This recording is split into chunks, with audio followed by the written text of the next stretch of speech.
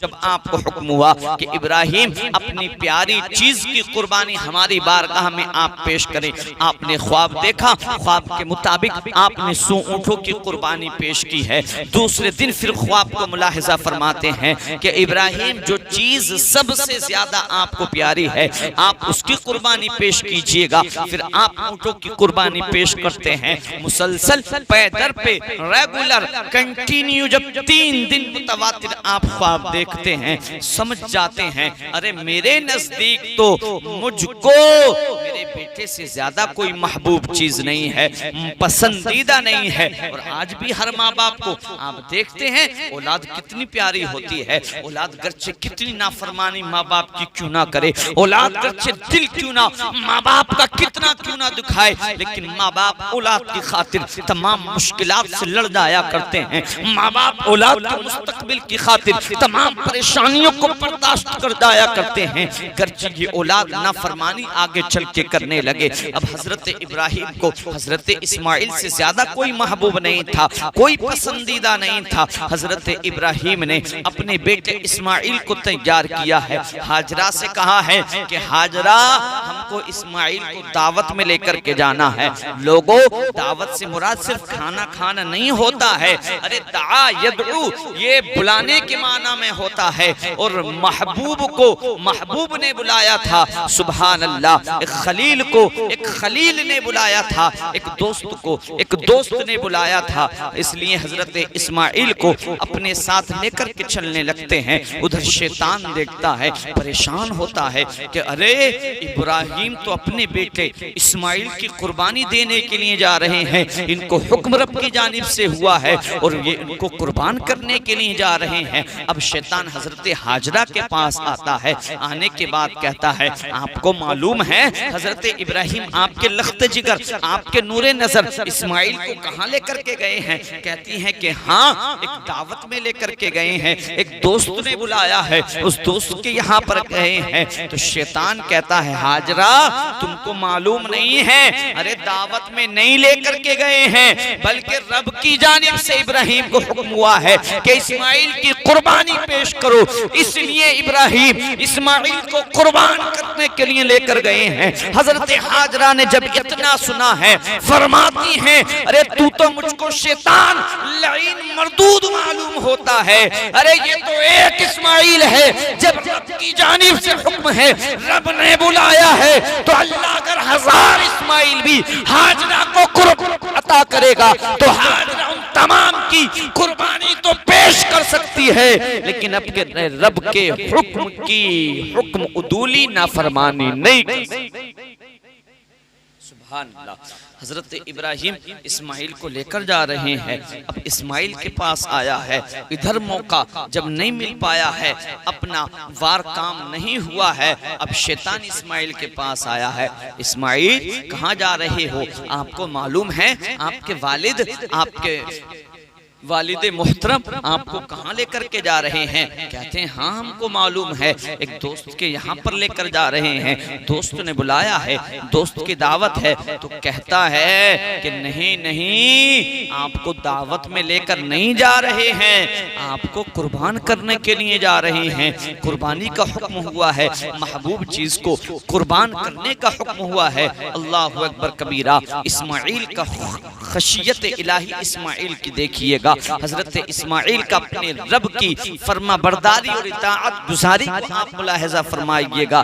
इतना सुना है, आप कहते हैं कि अरे तू तो मुझको शैतान मरदूद मालूम होता है, ये तो एक इस्माइल है, रब के नाम पर तो ये इस्माइल 1000 मर्तबा अपनी गर्दन कुर्बान करने के लिए तैयार है। इधर भी जब हरबा नहीं चला है, इब्राहिम के पास आया है। इब्राहिम कहाँ जा रहे हो? एक ख्वाब की वजह से, एक ख्वाब की बदौलत से अपने प्यारे बेटे को जो 80 बरस दुआएं करने के बाद तुमको अता हुआ है, कुर्बान करने के लिए जा रहे हो। हजरत इब्राहिम खलीलुल्लाह अला नबी की ना अलैहिस्सलातु वत्तस्लीम ने जब इतना सुना है, कहते हैं सुन अंबिया के ख्वाब सच्चे हुआ करते हैं, झूठे नहीं हुआ करते हैं। हमको जो ख्वाब में दिखाया जाता है वो झूठ नहीं होता है, वो सच ही हुआ करता है। और तू मुझको शैतान मालूम होता है। उधर भी शैतान का जब कुछ काम नहीं बना है, अब मना में पहुंचे हैं हजरत इब्राहिम। अब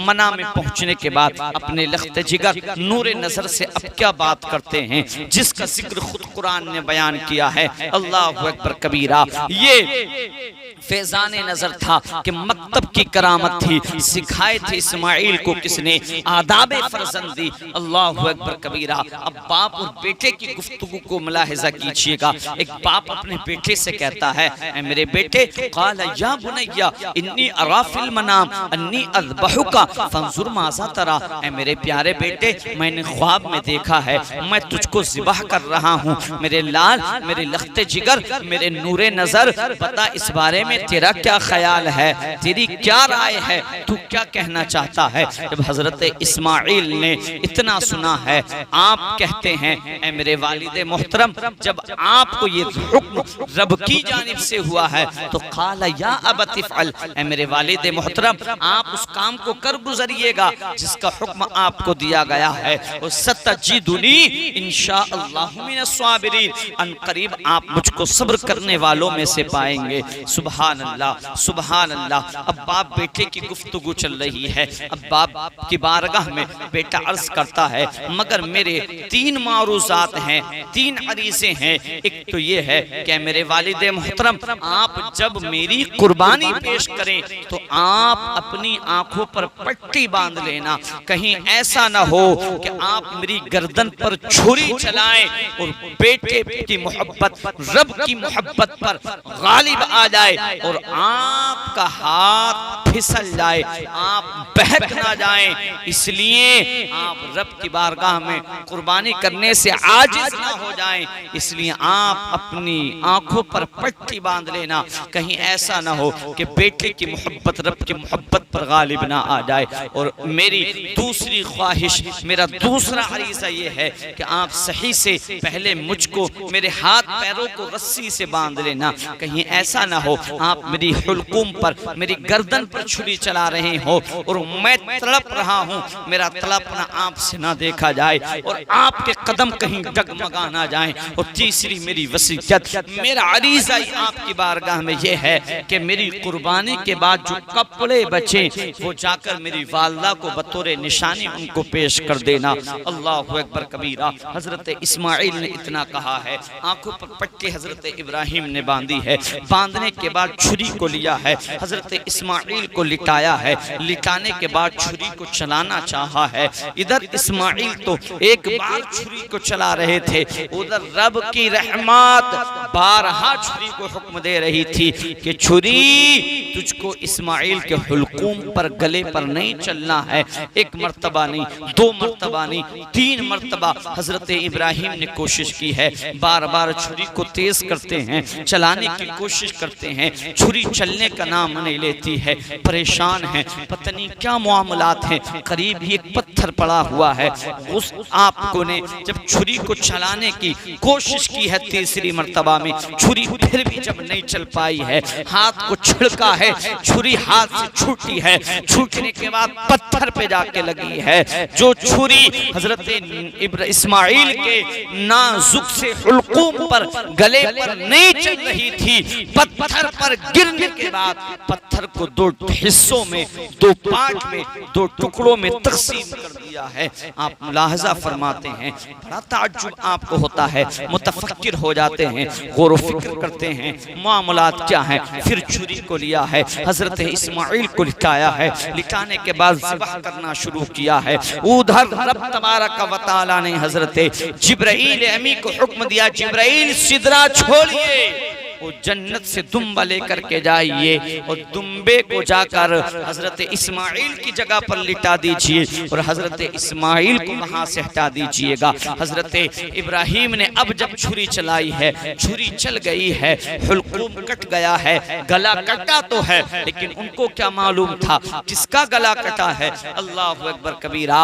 जब ख्वाब अपना पूरा किया है, रब के हुक्म पर अमल कर लिया है, खुश हुए हैं, खुशी के मारे अपनी आंखों से जो पट्टी खोली है, पट्टी को हटा करके क्या मुलाहिजा किया है कि इब्राहिम ने जब छुरी को जो चलाया था वो किसी और के हुल्कुम पर नहीं, इस्माइल तो एक जानिब खड़े होकर मुस्कुरा रहे थे और जो छुरी चली थी वो एक दुम्बे पर, एक जानवर पर छुरी को चलाया गया था। अल्लाहु अकबर कबीरा। हजरत इब्राहिम ने जब ये कुर्बानी पेश की है, रब तबारक व तआला की बारगाह से निदा आई है, वनादैनाहु अन या इब्राहिम कद सद्दक़त रुया इन्ना कज़ालिका नज्ज़िल मुहसिनीन। और हमने इब्राहिम को निदा दी है, इब्राहिम तुमने अपने ख्वाब को सच कर दिखाया है और हम इसी तरीके से मुहसिनीन को, अच्छे लोगों को बदला दिया करते हैं। अल्लाहु अकबर कबीरा। रब तबारक व तआला को हजरत इब्राहिम की ये अदा इतनी पसंद आई, इतनी पसंद आई कि उम्मते मुहम्मदिया के हर फर्द पर जो साहिबे निसाब हो, साहिबे निसाब कौन होता है?